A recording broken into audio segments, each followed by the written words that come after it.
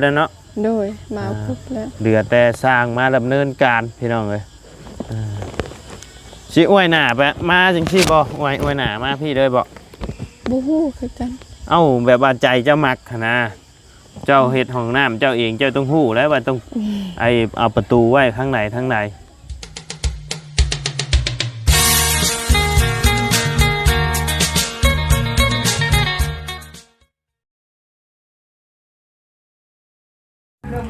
ทักทายกับสบายดีนะพ่อแม่พี่น้อง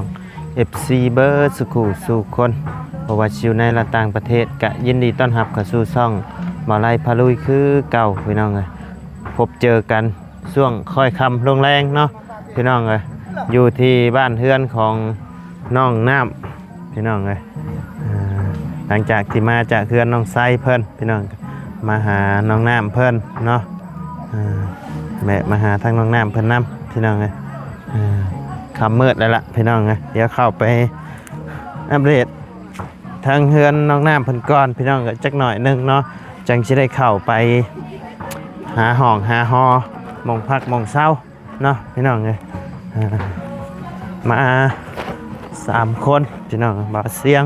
บ่ตูนโอ้พี่น้องเลยคำมาเลยมีแต่เสียงเพลงแตกบึ้นอยู่เนาะสิรอดหรือบ่มีแต่เพลงกำลังดังครับพี่น้องเลยแตกบึ้นอยู่เท่าเป็นจังใดเนาะทางบ้านเฮือนของน้องน้ำเพิ่นพี่น้องคือเห็นเปิดไพ่แจ้งหูแจ้งตาเลยมาแล้วบ่ไพ่เนาะน่าใดพี่น้องเลยไปเดี๋ยวเข้าไปหาทางน้องน้ำเพิ่นกันเลยพี่น้องเลยไปพี่น้องเลยเท่านี่แต่เสียงเพลงแตกบึ้นอยู่นี่เนาะพี่ดึกดีนี่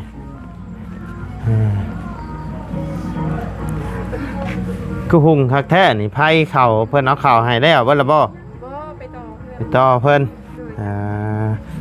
โดยสบายดี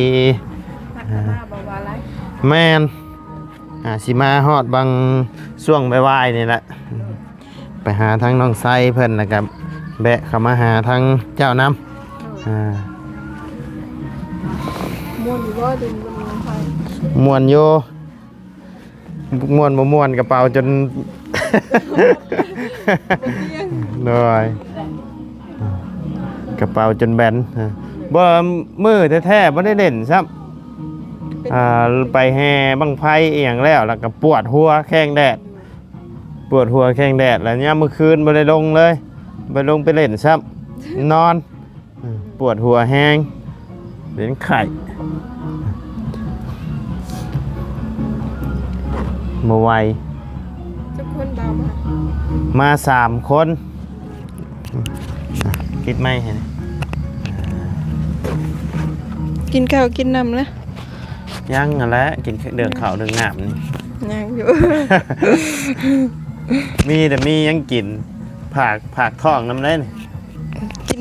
แก้วนะกินแก้วด้วยโอ้ยเนาะแก้วนี่บุอยากใบไปแล้วท้องบ่ค่อยฮับปานใดช่วงนี้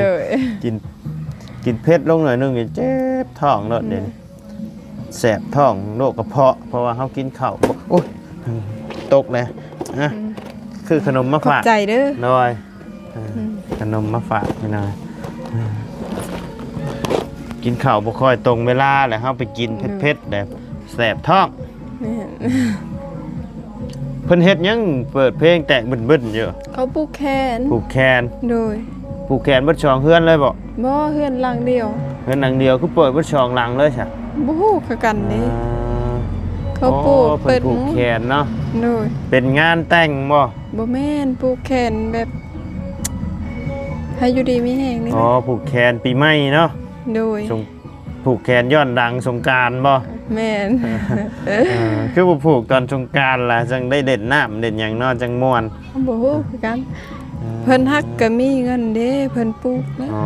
มีเงินยามใดผูกยามนั้นเนาะโดยปลูกย้อนล่างก็ได้ยังกินนี่คือเห็นเพิ่นโชเลกันอยู่นี่แซวอยู่เพิ่นเฮ็ดหยังกันน่ะเขาเว้าเรื่องค่าน้ำเรื่องค่าน้ำแม่นเดือนนี้ เดือนปีกายนี่แสนแต่ตำบิดเฮาเสียนั่น15มันขึ้นเดือน15 20,000เดือน20,000 30เดือนต่อไป150,000เดือนนี้195แล้วป่ะ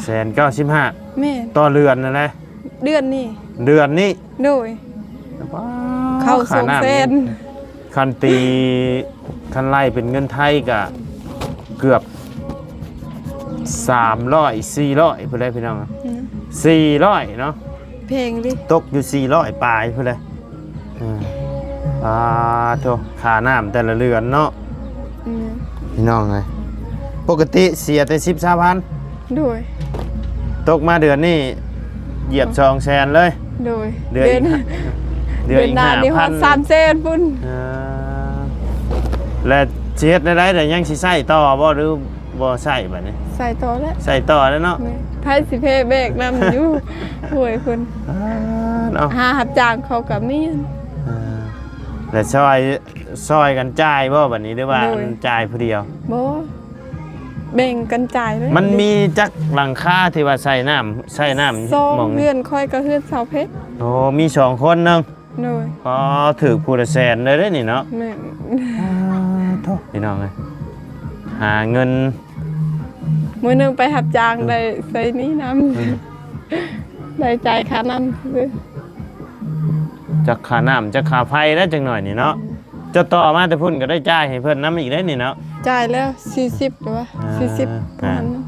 ได้จ่ายช่วยเพิ่นอีกได้พี่น้องเพราะว่าเฮาไปต่ออยู่เพื่อนเพิ่นมาเนาะเพราะว่ามอเตอร์บ่เพิ่นเอิ้นนะมอเตอร์หรือมิเตอร์นี่แหละยังบ่ทันมาเนาะโดยทางกองโตนใหญ่เพิ่นยังบ่ทันออกให้พี่น้องไงกันไปซื้อนี่มันก็บ่มีพี่น้องต้องออกมาจากศูนย์กองโตนใหญ่เพิ่นเลยเนาะบาทนี่แห่งดังขึ้นพี่น้องเอ้ยสิรอดนี่บ่เพลงไทยครับบาดเพลงไทยนี่บ่เพลงไทยแล้วนี่โอ้ยยันแดงกิกซิกอยู่เด้อคลิปนี้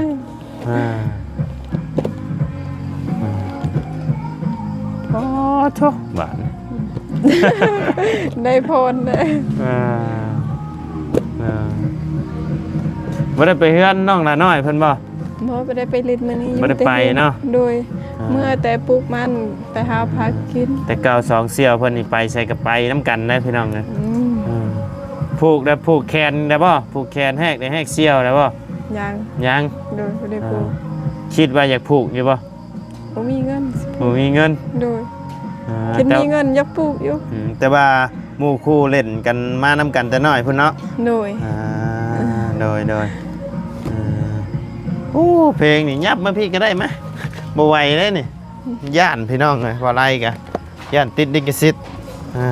บ่ไหวได้นี่แห้งดังเข่าหนึ่งเข่าว่านะบ่ต้มน้ำกินโอ้ต้องต้มน้ำเอาเนาะบัดนี้เนาะโดยต้องต้มน้ำเอาพี่น้องเลยเป็นได้ไหนเดี๋ยวนี้คือเมื่อยแท้มาปลูกมันมาหาชิมาแต่ปลูกมันโดยยังบ่แล้วอยู่เนาะปลูกมันเนี่ยอื่นจังแล้วปลูกของเจ้าเองบ่โดยส้มแซมมันตัวเพิ่นตากไปแซมมันตัวที่ตายเนาะโดยปลูกแต่ตอนเช้าตอนเที่ยงโดยของน้ำของในนี่ก็ยังบ่มีการเคลื่อนไหวเนาะโดยทางบ่ไรนี่ก็ยังบ่มีพี่น้องเอ้ยงบเพื่อนน้องน้ำเพิ่นพี่น้องเอ้ยมาเยี่ยมซื่อๆกะมุ่งมันแล้วโดยมีแต่ทางลุงหนวดเนาะโดยรอทางลุงหนวดบ่โดยทางพ่อน้องน้ำเพิ่นว่ามื้อใดเชิญสิมาเฮ็ดซะยังท่าลุงหนวดอยู่ยังท่าลุงหนวดเนาะเพิ่นอย่าเฮ็ดก่อนเพิ่นว่าท่าลุงหนวดก่อนแบบเพิ่นตกลงราคากันเรียบร้อยแล้วบ่หรือว่ายังค่อยก็บ่กันบางเทื่อเขาตกลงแล้วแหละตอนเพิ่นตกลงเพิ่นล้มกันเจ้าบ่ได้อยู่บ่ใช่บ่ได้อยู่เนาะโดยยันมาแบบว่า ตกลงโอ้ลมราคากันแล้วเรียบร้อยแล้วยังอยู่เนาะ โดย ยังบ่ฮู้ โดยยังบ่ฮู้พี่น้องนะ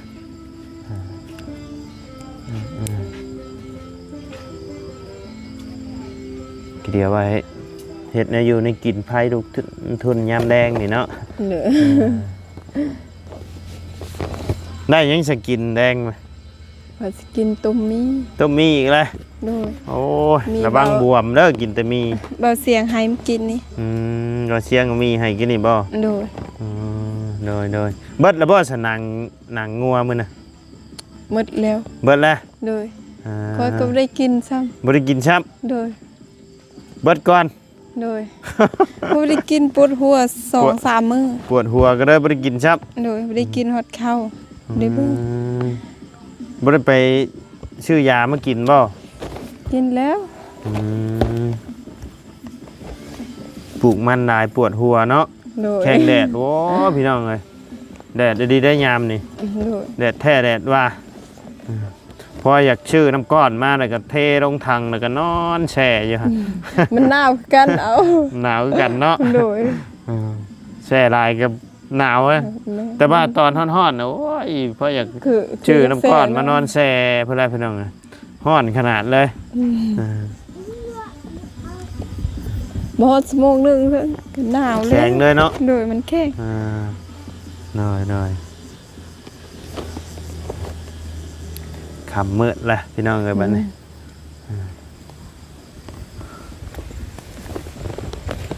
ลูกหนวดกับจักมือใดเพิ่นสิขึ้นมาเจ้าว่าวันที่ที่6พุ่นมาจักเพิ่นได้โทรหาทางช่างอยู่บ่เพิ่นได้โทรหาทางพ่อน้องละน้อยอยู่บ่ บ่กัน ยันว่าไอ้น้องละน้อยสอนสุพัง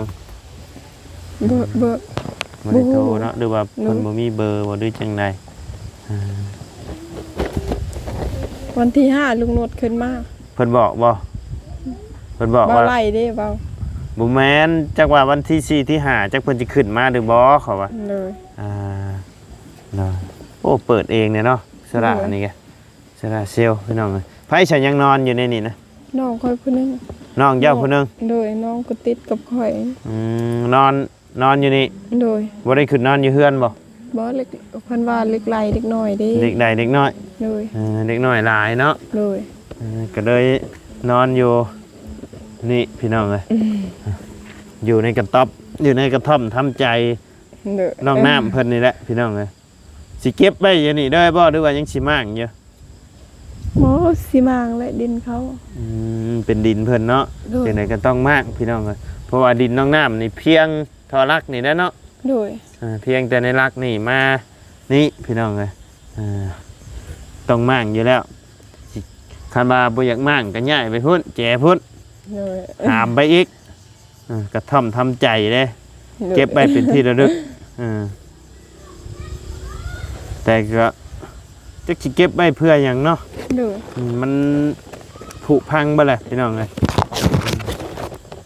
ยันบ้ายันมาน้องเจ้าเพื่อนอยากอยู่อยากนอนอยู่นี่ บ่ มันหลายคนเลย นอนอยู่นอกนี่ก็ได้เนาะ เนอะ มันเป็นหยังเนาะพี่น้องยามนี่ห้อนอยู่นอนอยู่แจอะไรก็ได้ เห็นยามหนาวใครนะเอา ยาย าม มหนาวก็อุ่นเลยอยู่นี่ ยามหนาวก็เข้านอนอยู่นี่ โดย เพราะว่าแอมเบิดเลยเด้บ่ยากดอกข้าวเดียวพี่น้องนะฮะถ้าลุงหนวดมาจังดำเนินการเรื่องของน้องของน้ำพี่น้องเลย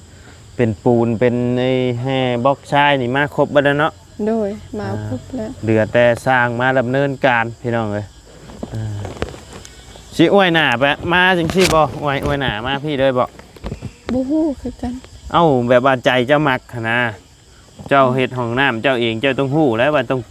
ไอเอาประตูไว้ข้างไหนทั้งใด จากทางใดครับบ่ฮู้ มันก็ใช้ใจเขามันก็ต้องทางนี้อยู่แล้วเขาย่างลงมาแต่มันก็ย่างเข้าเลยเด้ โดยมันคัก บ่จักจำบ่ว่าคักหรือบ่คักนี่ โอ้ยเนาะบ่จักจำว่ามันแบบอะไรมันงามเนาะ โดย เพิ่นเฮ็ดให้แนวใดก็เอาแนวนั้น โดย สมมุติว่าเพิ่นเอาสังกะสีมาอ้อมบงไว้ชื่อก็เอาแนวนั้นเลย โดยเอาเลยแบบใดก็เอา โดย เขาเฮ็ดให้เดิ แนวใดก็ได้เนาะ โดย แต่เพิ่นเฮ็ดให้พี่น้องเนาะ